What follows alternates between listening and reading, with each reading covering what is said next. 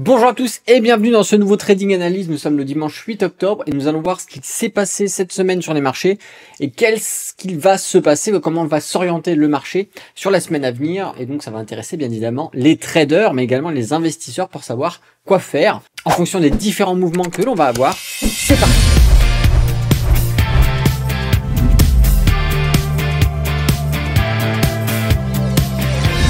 Bonjour à tous, c'est Alexandre, le trader indépendant. Avant d'aller plus loin, n'oubliez pas de mettre un petit pouce si vous n'êtes pas abonné à la chaîne YouTube. Abonnez-vous et surtout, n'oubliez pas d'activer la cloche.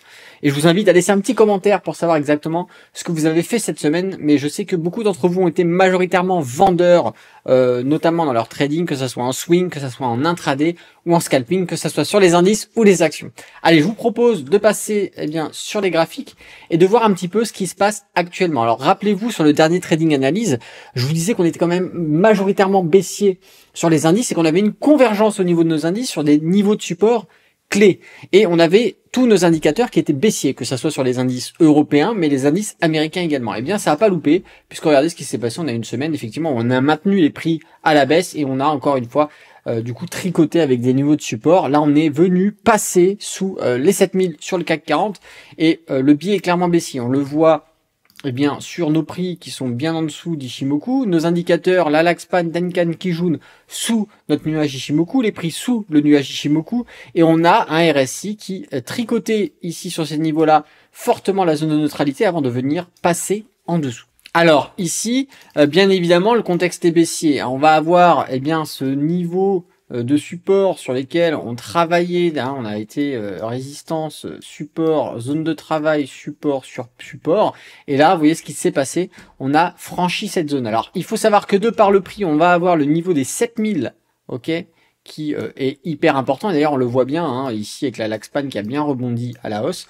et les prix qui ont rebondi également sur le niveau des 7000. Le niveau des 7000, c'est le niveau clé ici du CAC 40. Passer en dessous, valider une consolidation sous les 7000, ça va venir provoquer un mouvement baissier qui va être très fort, d'accord. On avait un élément ici qu'on avait abordé durant le dernier et les derniers numéros de Trading Analyse, qui était cette belle divergence baissière que l'on avait, déjà même bien avant sur les différents niveaux qu'on avait ici. Alors effectivement, les éléments présents ici sur l'indice du CAC 40, mais vous verrez que c'est également présent sur les autres indices, peuvent mettre en avant un mouvement baissier très fort. Vous êtes très certainement au courant de ce qu'il s'est passé ce week-end en termes géopolitiques. Un nouveau conflit vient d'éclater. C'est un conflit qui était déjà en suspens depuis pas mal de temps. Il s'agit du conflit entre Israël et la Palestine, et même plus entre Israël et le Hamas. Nous allons avoir effectivement très certainement dès l'ouverture, c'est-à-dire lundi matin, sur les marchés, un impact, parce qu'on le sait qu'un conflit, ça a toujours un impact sur les marchés, parce que les investisseurs vont voir les problématiques, les différents scénarios vont se dessiner sur certaines sociétés, certains secteurs, mais également aussi le risque inflationniste, puisqu'on sait qu'à chaque fois qu'il y a des conflits, il y a souvent de l'argent qui est injecté d'un côté comme de l'autre, et que cet argent, il faut bien le créer majoritairement, souvent il est créé, et ça vient avoir un impact inflationniste. Alors dans un contexte international déjà inflationniste en ce moment, rajouter un nouveau conflit, rajouter des liquidités sur de la guerre, ça accentue l'inflation. Donc on n'est pas ici pour faire un débat politique. Moi je vous parle vraiment de l'aspect purement des marchés boursiers, économiques, et effectivement cela va avoir un impact. Et donc au vu de ce que l'on avait sur les marchés, de cette belle divergence, de ces marchés qui deviennent baissiers et qui présentaient cette divergence depuis plusieurs mois, nous avons eu le conflit ukrainien déjà qui avait eu une répercussion sur les marchés, mais ça arrivait par la suite à tenir un peu la route. Ce conflit que l'on va avoir, qui est le conflit israélo-palestinien, peut être le catalyseur qui était tant attendu par les vendeurs ou ceux qui veulent retirer leur liquidité des marchés, et ce qui pourrait entraîner le début d'un krach boursier. Ça peut être le catalyseur du prochain krach boursier que l'on pourrait avoir. En tout cas, l'ensemble des indicateurs ici sont tournés vers la baisse. Et effectivement, si on ajoute des éléments supplémentaires qui vont favoriser une baisse sur les marchés, on risque d'enclencher la validation de ces indications pour faire décaler le marché à la baisse. Je vous propose de passer du coup sur le DAX pour vous montrer un petit peu eh bien quand on est toujours bien baissier. Ok, ouais, on a bien baissé encore une fois, on a nos indicateurs Ishimoku bien en dessous de notre nuage, et là on voit clairement qu'on a ici un pas d'hésitation sur le RSI puisqu'il est bien en zone de progression baissière, et donc nous allons avoir eh bien des mouvements baissiers qui vont fortement être présents. Alors encore une fois, on a la même configuration que le CAC 40 puisqu'ici nous venons nous approcher du support des 15 000 sur lequel nous avons rebondi, comme pour le CAC 40 le support des 7 000. Si nous passons ce support, eh bien nous allons enclencher en Europe, parce que le CAC 40 suivra également, le mouvement baissier tant redouté qui pourrait nous permettre d'aller chercher les différents niveaux, ok, ou les derniers plus bas, ou les intermédiaires. Encore une fois, ce sont des probabilités de scénario. Il faut bien évidemment suivre les données techniques et regarder si de nouvelles données fondamentales s'additionnent dans le sens de ce scénario. Mais effectivement, si ça se passe comme ça, on pourrait également favoriser donc le scénario que je vous présente ici et donc d'avoir de forts mouvements baissiers. Et sur l'indice européen de référence, bon ben on est identique à ce qu'il y a sur le CAC 40, sauf que le support ici assez solide qui pourrait venir nous poser problème, c'est le support des 4000. Alors vous voyez qu'ici effectivement il y a une zone de travail à proximité des 4100, d'accord, sur lequel on est venu rebondir, mais vraiment le point clé du support clé ici sur l'Eurostoxx, c'est le niveau des 4000, d'accord. Un passage sous les 4000 ici pourrait donner l'élan nécessaire aux autres indices européens, c'est-à-dire au DAX, au CAC 40 et toute la bande, ce fameux mouvement baissier qui viendrait casser l'ensemble des supports. Côté américain maintenant, avec le Dow Jones qui est toujours bien baissier et qui est venu rebondir sur la zone des 33 000, ok, ici la zone des 33 000, c'est la fameuse zone de support que l'on a ici sur le Dow Jones. Alors, bien évidemment, on a également une très belle zone qui est donnée par le plat SSB historique. Et d'ailleurs, additionné ici, on va avoir du coup une mise en évidence d'une belle zone de support, voilà, qui est ici grisée et qui se situe entre les 33 000 et les 32 800, 32 800 et quelques, sur lequel nous allons avoir une grosse zone de support. Et effectivement, côté américain, le passage de cette zone de support pourrait remettre grandement en question l'arrivée d'un crack boursier sur l'ensemble des indices américains, puisque si nous regardons également le Nasdaq, qui présente une configuration, eh bien, pareil, baissière, avec seulement sa lag span qui n'est pas encore passé sous le nuage, mais c'est le dernier indicateur Ishimoku qui pourrait venir confirmer et accélérer une baisse. N'oubliez pas qu'on avait également ici en présence, eh bien, une belle divergence avec un passage par la suite du RSI majoritairement en zone de progression baissière. Même si on avait fait un petit reflux sur le mois de septembre, on est quand même revenu bien baissier à ces niveaux-là. D'ailleurs, on voit, je vais enlever un petit peu les tracés, on voit bien que ici la bougie est venue rechercher ici notre indicateur Ishimoku. On a une mèche de rejet, d'accord, on est venu au plus haut, on a été renvoyé à la baisse sur le mouvement de la journée, ce qui nous met bien en évidence ici une résistance qui se crée sur ce niveau de prix situé sur les 15 000. Et qui va donc ici, passage des prix du Nasdaq sous les 15 000. 15 000 était un prix hyper important. Si nous validons la résistance des 15 000, nous donnons de la puissance sur la baisse. Alors bien évidemment, on a un niveau intermédiaire qui est les 14 500, d'accord, qui est l'intermédiaire entre les 14 000 et les 15 000, qui joue aujourd'hui de support. Et donc une cassure de ces 14 000 nous donnerait toute eh bien la liberté d'aller chercher les supports des 14 000.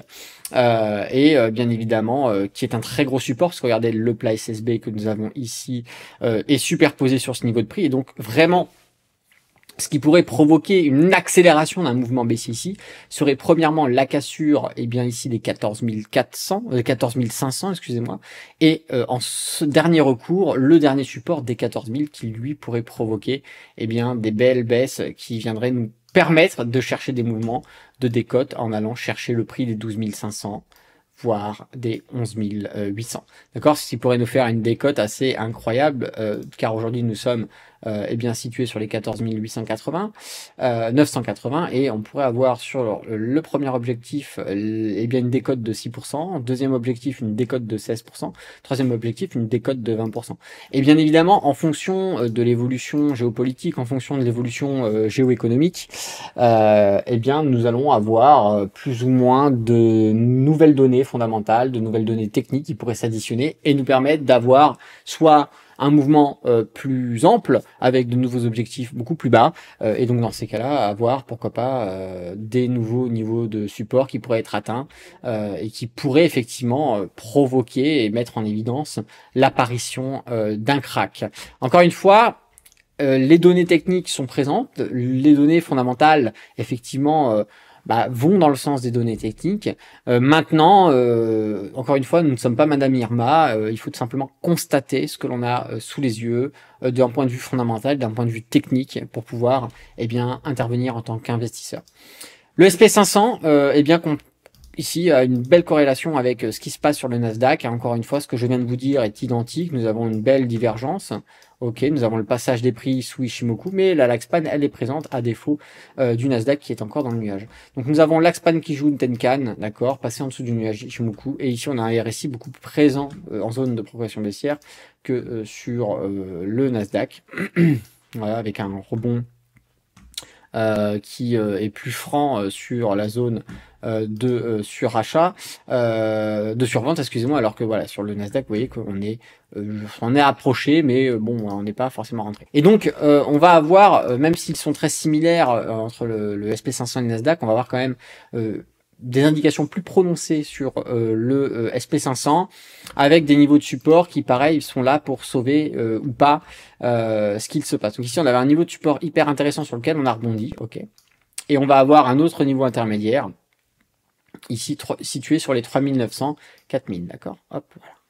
Ça, c'est le gros niveau. Et donc, effectivement, si on valide une sortie du support que l'on a actuellement sur les 4250, eh bien, l'objectif fluide que l'on pourrait avoir se situerait sur les 4000, bien qu'on a une zone de travail ici qui se situe eh bien, sur les 4125 à peu près, 4120, qui pourrait effectivement sauver un peu le mouvement baissier, mais ici on serait sur un niveau de support intermédiaire et vraiment le niveau solide sur lequel on se baserait, et ce serait plutôt celui des 4000. Encore une fois, les 4000 seraient celui qui sauverait l'indice, car si on fracture ce niveau-là, eh bien les niveaux que l'on risquerait d'avoir à intermédiaire ou les derniers plus bas, ok, eh bien nous ferait faire des décotes assez importantes sur cet indice, puisqu'aujourd'hui nous cotons sur les 4311.